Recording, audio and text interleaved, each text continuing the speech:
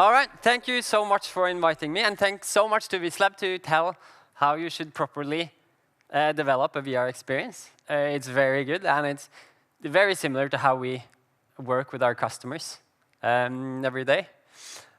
So I'm Alex. I'm the CEO and co-founder of Dimension 10. We are a software platform, a collaboration platform using VR technology today. I'll be telling a little bit about what we're doing and how we work, because that is very important context for the topic of why we're here today, training and collaboration and learning with VR. So just quickly about us. We are 18 full-time employees. We work out of Oslo. We have one product. That's a collaboration and visualization platform based on virtual reality today. Will be based on XR going forward. We sell our software as a license, so our customers have a license for our software. And today we have approximately 40 customers, and we are growing. We've been doing this for some time. The founder of our company, Chris, he was working with VR. He's been working with VR since 2006-ish, so we have a lot of knowledge about how to use the technology.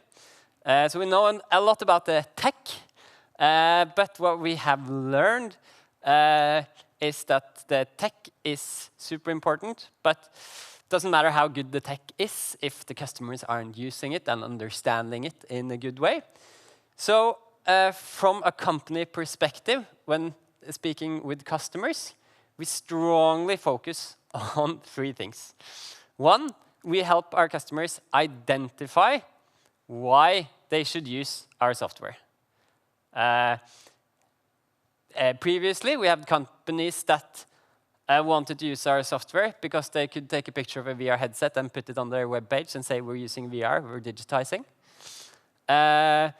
And we said yes to them in the beginning because we want to say we have customers. Now we say no to them because we want to have customers that actually use our product. The second part is ease of use.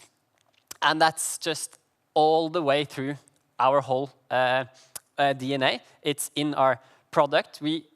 Our platform, we're so much focused on intuitiveness. It needs to be so important once you get your VR headset on that you understand what's supposed to happen. Because we're not there every day, and we're not supposed to be there every day.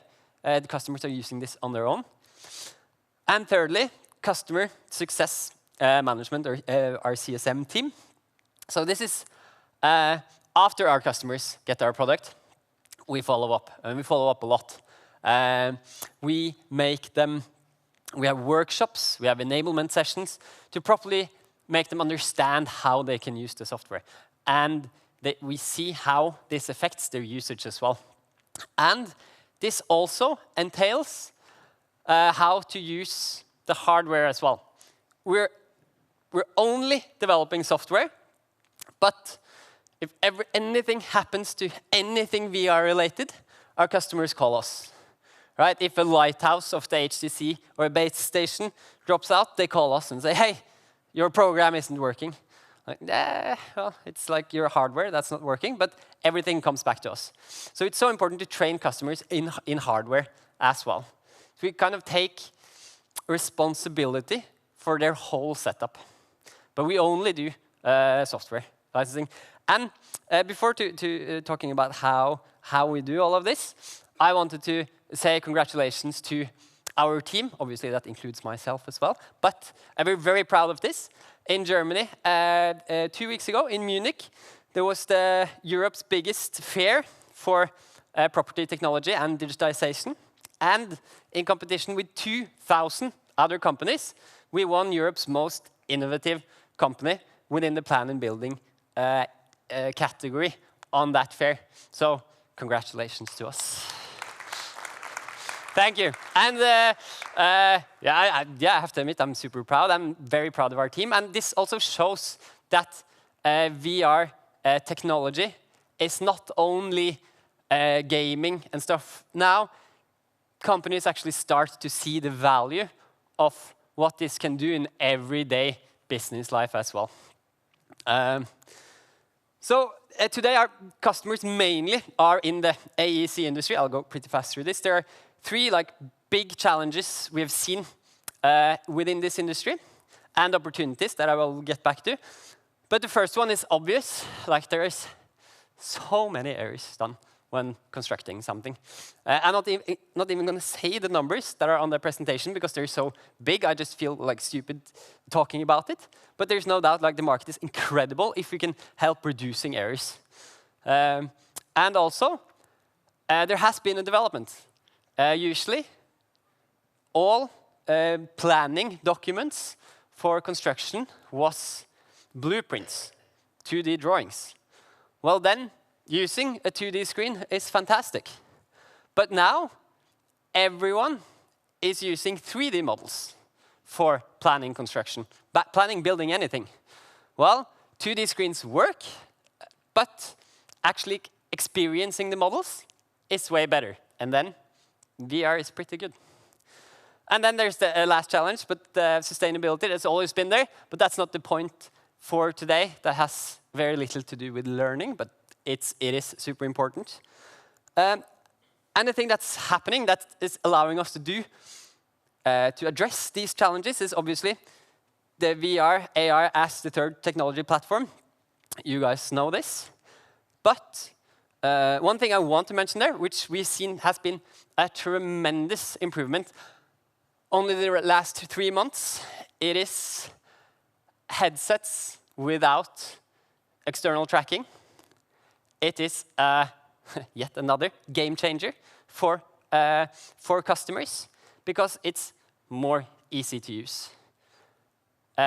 So we see adoption from customers is so much faster now because the equipment is more easy to use. But the main thing that enables us to help our customers learn and understand better is what I mentioned. They are now using 3D models instead of 2D drawings. And the combination of this is like a perfect storm. And our platform enables them to literally take their 3D models, drag and drop them into our software. And this is a process that takes seconds, maybe minutes if they have gigantic models. But it's drag and drop. And it allows them to literally experience their design, not only viewing it. And there are many people talking, and I think it was showed here today as well, the triangular of experiencing something, remembering it versus learning. Another phrase around that we sometimes use, it sounds a bit cliche, but the reason why experiencing things, you remember it better, it is because you connect emotions to it. And the cliche thing we usually do is we talk about travel. So it's super easy for everyone here to see pictures of New York. And why don't you just browse the web and see pictures of New York instead of traveling there?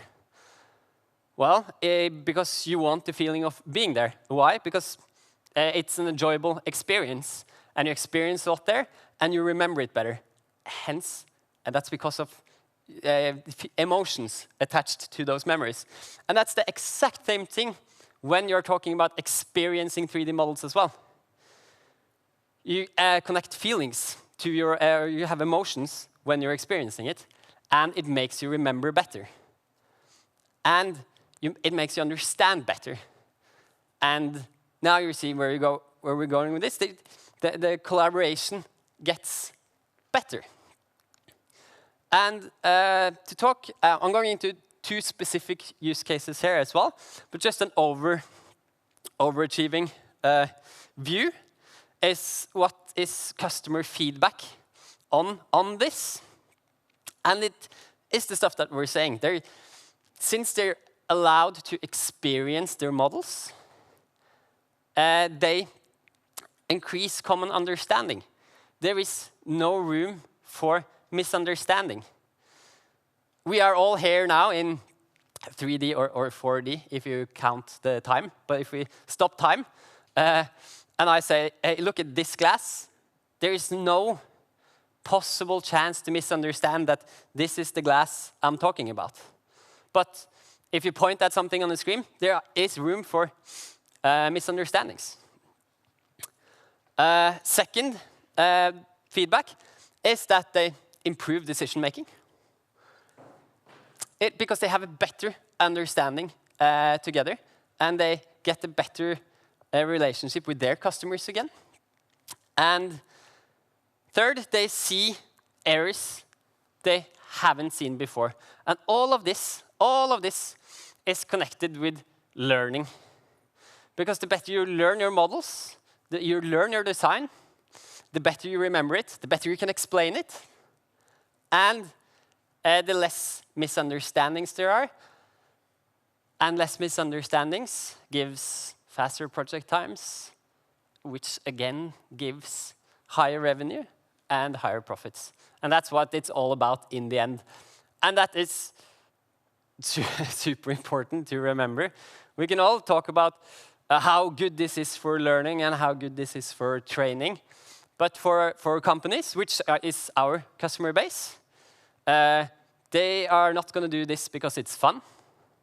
They're going to do this because they make more money, basically. But the good thing is here, again, like training, experiencing models, less mistakes, shorter projects, more money. One specific use case, this is Artec, an architectural firm on the west coast of Norway. They have been our customers for 1.5 years. And this was one of the customers we, in the beginning, we were kind of feeling like, hey guys, you're our customers, here's our software. You are lucky to get our software because it's so good. Just enjoy it and feel the awesomeness. And they kind of didn't, because our training wasn't good enough with them. They had problems with the hardware and a lot of issues. But good customer contact is so important. So very thorough follow-up with them. They understood the hardware better. And with training, they understood our software better as well. And then they started using it on every project with customers. If it's a big project with universities or smaller projects with individuals building houses, they design them in 3D, as they always do. But a natural step is to take the project owners into Dimension 10, walk around within the design, and get their feedback. And this is working very well. And they did this with the University of Bergen. So Artec is redesigning the university, parts of the university in Bergen, including an area of 400, where 400 employees work every day. And as they always did, they took the project owners, that will be the management of the university, at their office, into VR, using Dimension 10, walking around virtually in the model together, and showing the design. And the management at the university were like, this is fantastic. This is so good. We understand what you're planning a lot better. Could we do this with all 400 employees at the university that are going to get a new place to work? Because we believe that if they could get the same experience as we did now, they would be less skeptical for the change of having a new place to work. And we think it would be great to include them in the process. And that's exactly what Artec did.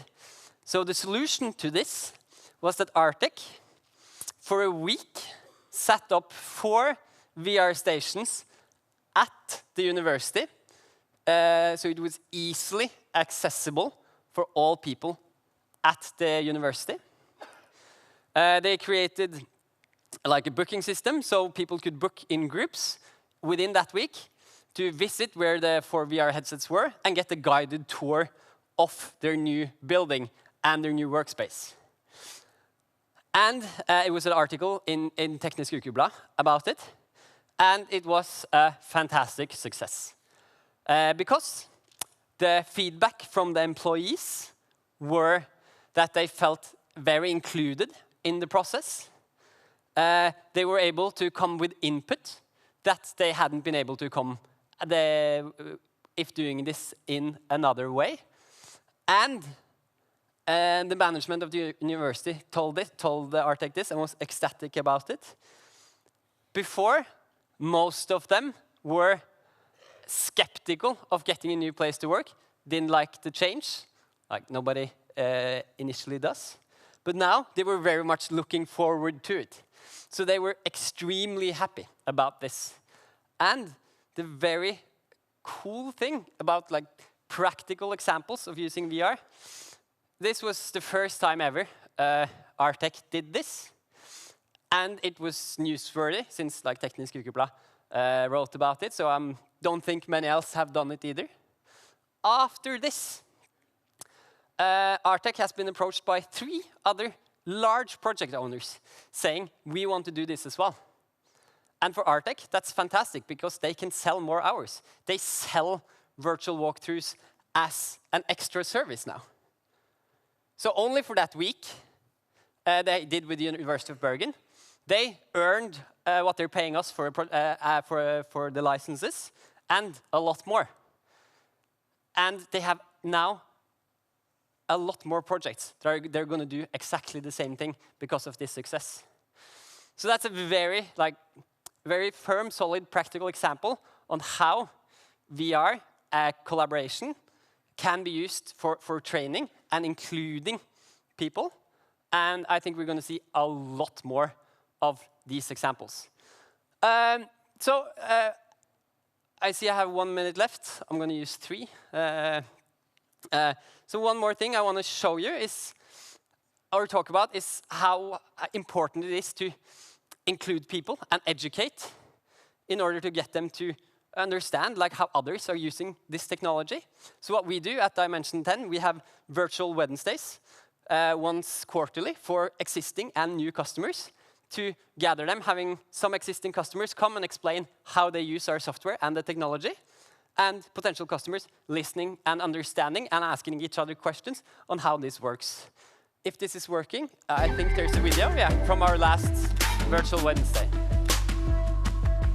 So this is at our offices.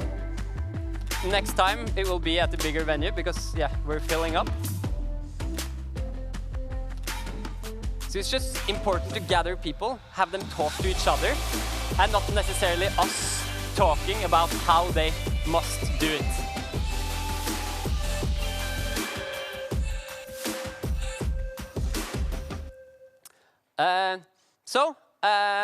Rounding up, this is just some of our customers, and there are more coming too. I know that amongst others, Plan- og bygningsetaten is here today, and Studio NSW, which is fantastic. The